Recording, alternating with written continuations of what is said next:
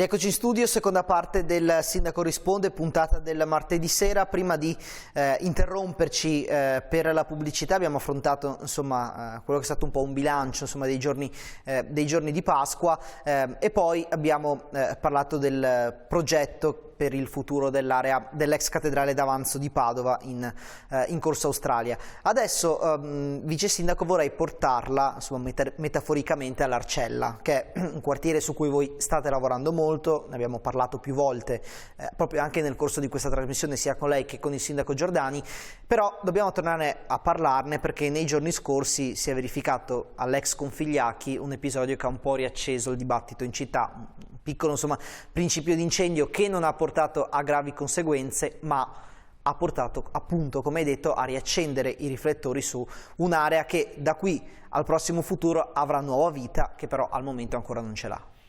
Sì, un giaciglio, i posti abbandonati sono poi anche luoghi che vengono utilizzati per persone che sono senza fissa dimora, e quindi lì più che un incendio, lì non ha preso a fuoco l'edificio, c'era un punto organizzato con un focolare per scaldarsi e cucinare qualcosa che ha fatto del fumo e quindi ha allarmato delle persone. Quindi stiamo parlando di persone magari senza fissa dimora che usano quel riparo, come l'edificio come riparo. Da decenni, da quando è abbandonato, è utilizzato in questo senso periodicamente, e quindi periodicamente poi la forza pubblica, le persone, i nostri servizi sociali si accorgono di queste situazioni e poi si interviene. Quindi, posto che noi dobbiamo sempre avere un grande impegno per fare in modo che anche le persone senza fissa dimora possano avere un luogo e una possibilità di mangiare un pasto caldo, dormire in un posto sicuro, e tanto fa questa città, c'è la partita del Configliacchi che da decenni versa nella situazione che stiamo vedendo, ma l'amministrazione comunale, la Giunta Giordani, abbiamo trovato, anche grazie ai finanziamenti PNRR di cui parlavamo prima, la possibilità di sistemare quell'edificio, che io voglio ricordare, non è un edificio che era di proprietà del Comune di Padova, non era un nostro edificio, ma noi ce ne siamo fatti carico. Ce ne siamo fatti carico perché comunque quello è un luogo simbolico per quella comunità ed era un biglietto da visita all'ingresso nord della città inguardabile, diciamo, per le condizioni in cui versava. Io credo che un'amministrazione comunale non possa rimanere, come dire, indifferente a una situazione come quella. Quindi abbiamo lavorato col proprietario, abbiamo cercato i finanziamenti, un progetto da svolgere insieme, abbiamo acquistato la parte frontale, mentre la parte dietro se ne sta occupando la provincia, che in questo periodo sta ultimando, completando le operazioni di acquisizione. Quindi diventa un bene pubblico e verrà ristrutturato con i finanziamenti europei del PNRR e diventerà un centro civico a disposizione della cittadinanza. Questo è il modo attraverso il quale si dà risposta a situazioni anche di abbandono e di degrado, quindi prendersi in carico, farsi carico anche quando la cosa non è nostra. È avvenuto così anche per l'ex CONI, ma voglio dire che anche Vianelli non erano edifici di nostra proprietà, ma il Comune se ne è fatto carico acquistandoli. È anche un po' una politica in controtendenza con quello che fanno le amministrazioni comunali, cioè i bilanci ci suggeriscono piuttosto di vendere patrimonio per fare cassa, ma ci sono situazioni in cui la città chiama delle responsabilità e noi queste responsabilità vogliamo assumercele, soprattutto al momento in cui l'Europa ci dà la possibilità di avere risorse economiche che noi abbiamo agganciato. Quindi la risposta più forte a queste situazioni, oltre alla presa in carico di situazioni di difficoltà, è quella di dare un nuovo futuro a questi spazi. Anche abbiamo concluso la gara.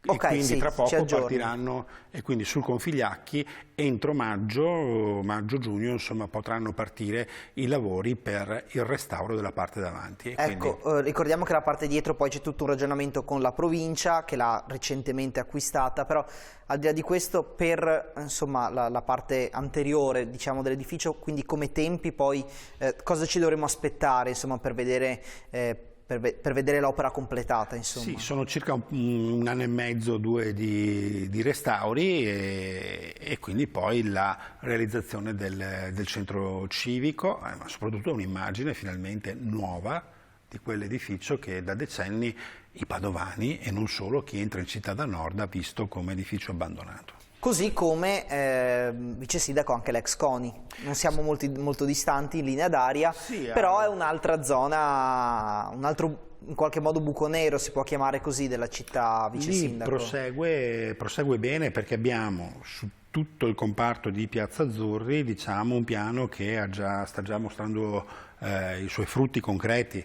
Il giardino Ongaro Basaglia è un giardino già a disposizione dei cittadini. Se guardiamo con la memoria o con Google, adesso si può anche vedere le immagini del passato attraverso lo Street View tornando indietro nel tempo. Non è ancora passata l'auto di Google per aggiornare le immagini. Però possiamo vedere quelle degli anni precedenti, certo. E quindi là c'era un campo recintato con erba incolta, un luogo inavvicinabile, impenetrabile per i padovani. L'abbiamo acquistato e abbiamo realizzato un giardino. Di fronte stiamo mettendo a nuovo Piazza Azzurri d'Italia, la piazza del mercato, la piazza del Palazzetto dello Sport e la piazza dove c'è anche gli impianti sportivi del Colbacchini. Andate a vederla, il cantiere è già a buon punto e lì sarà riorganizzata una piazza. Stiamo lavorando proprio in queste settimane e aumenteremo il verde, aumenteremo l'aiuole, pianteremo nuovi alberi,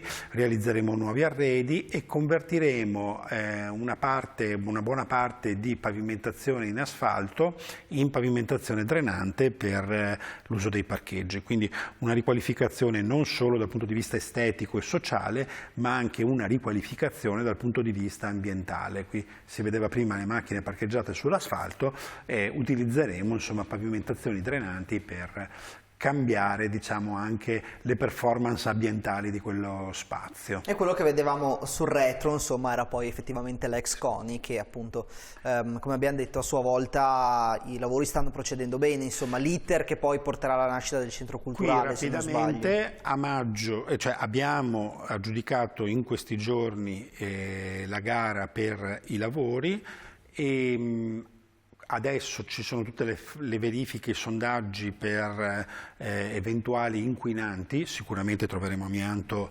in quegli edifici, pensando al periodo storico in cui sono stati realizzati.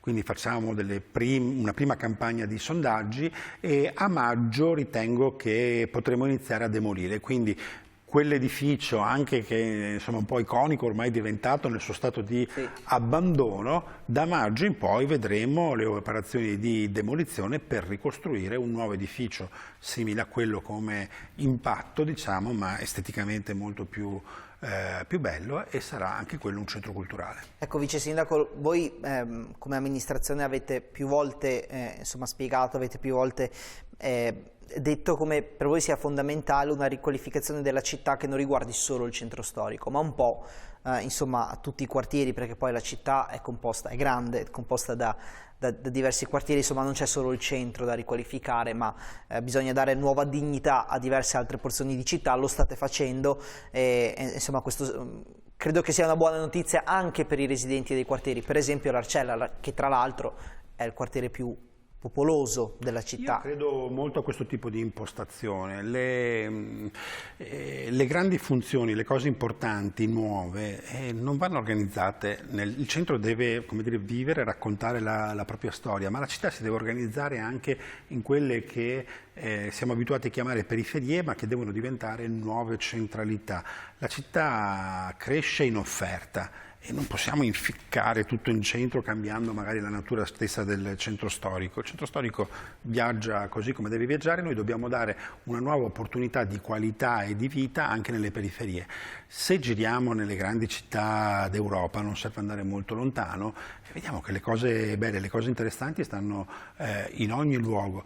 L'Arcella è un prototipo in cui noi sperimentiamo questa modalità e noi riteniamo che possa svolgere un grande ruolo dal punto di vista dell'offerta culturale e, come dire, l'animazione sociale e culturale della città. Noi abbiamo una città che ha come mission quella di guardare ai giovani di talento. Abbiamo un'università che attira a Padova giovani da tutto il mondo, giovani che vogliono studiare, guardano i curricula e i piani formativi dell'università. Non verranno a Padova solo per una grande università che abbiamo, questa è una fortuna, ma verranno a Padova se troveranno anche una città che li accoglie, una città che gli piace da vivere, e quindi noi questo come dire, settore, questo segmento lo dobbiamo in qualche modo curare, offrendo anche quartieri che si reinventano e si rilanciano anche economicamente, non solo socialmente, anche su questo vettore. Ma pensiamo alla Stanga, dove l'operazione della questura, che oggi è in centro ma verrà portata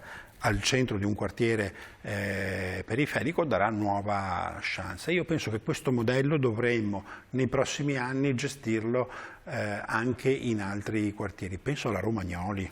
Ne abbiamo parlato tra l'altro, vice sindaco, con il sindaco Giordani, una delle scorse puntate del Sindaco Risponde. Quella è una zona grande della città, alle porte della città, perché comunque Chiesa Nuova poi vuol dire arrivare quasi in centro, insomma, e quindi insomma... Ma i nostri quartieri sono vicino al centro, noi siamo una città che ha grande performance, per esempio dal punto di vista della ciclabilità, perché comunque da quasi tutti i quartieri di periferia tu arrivi in centro anche in poco tempo, vince anche il fatto che siamo una città di pianura.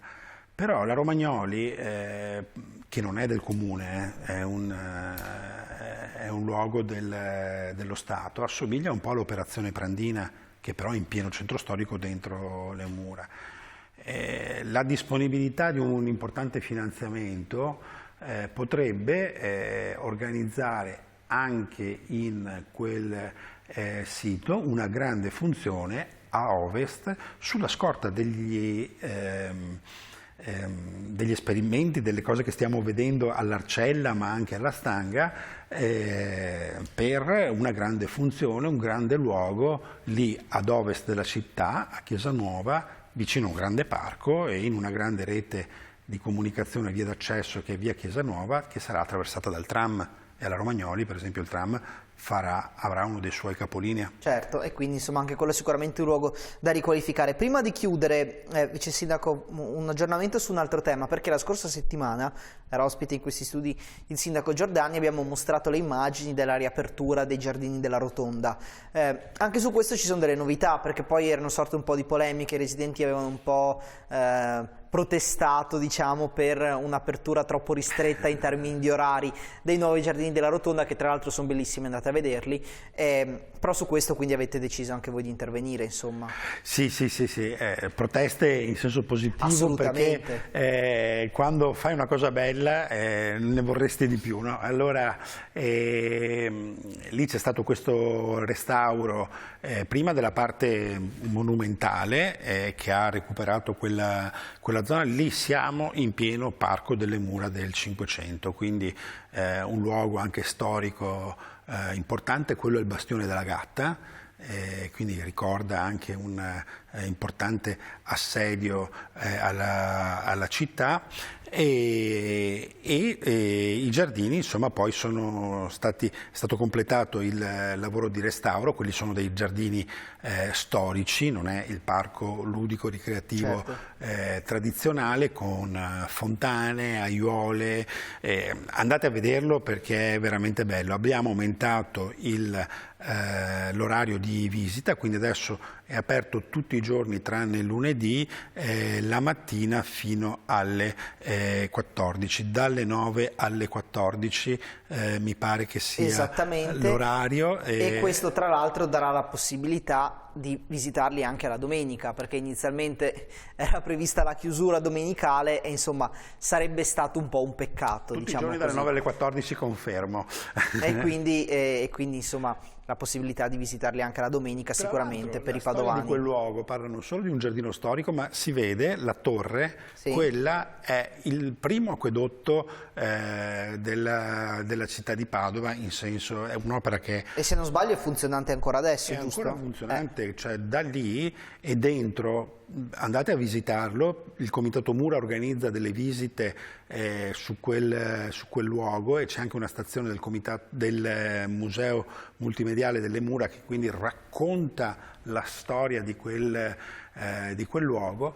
Quello è un serbatoio ancora funzionante e quindi insomma è un aspetto storico quello della fornitura dell'acqua, che può sembrare un aspetto, come dire, più tecnico, ma in realtà veniva organizzato all'epoca in luoghi che oggi sono dei veri e propri monumenti. E anzi magari anche di acqua parleremo nelle prossime puntate del Sindaco Risponde, perché Vice Sindaco siamo ad aprile e nonostante non sia andata malissimo dal punto di vista delle piogge quest'inverno, però sappiamo come poi si tornerà. Ci sono anche domenica, quindi... Ecco, allora magari ce lo segniamo, così magari Okay. domenica potrebbe essere un tema da affrontare. Siamo in chiusura, grazie Vice Sindaco Andrea Michalizzi per averci tenuto compagnia, per averci aggiornato sui temi relativi alla città, grazie a tutte le nostre telespettatrici, a tutti i nostri telespettatori per averci seguito. La linea adesso a TV7 TG, con il Sindaco Risponde torniamo allora nella puntata di domenica delle 13. Grazie a tutti voi, l'augurio di una buona serata, arrivederci.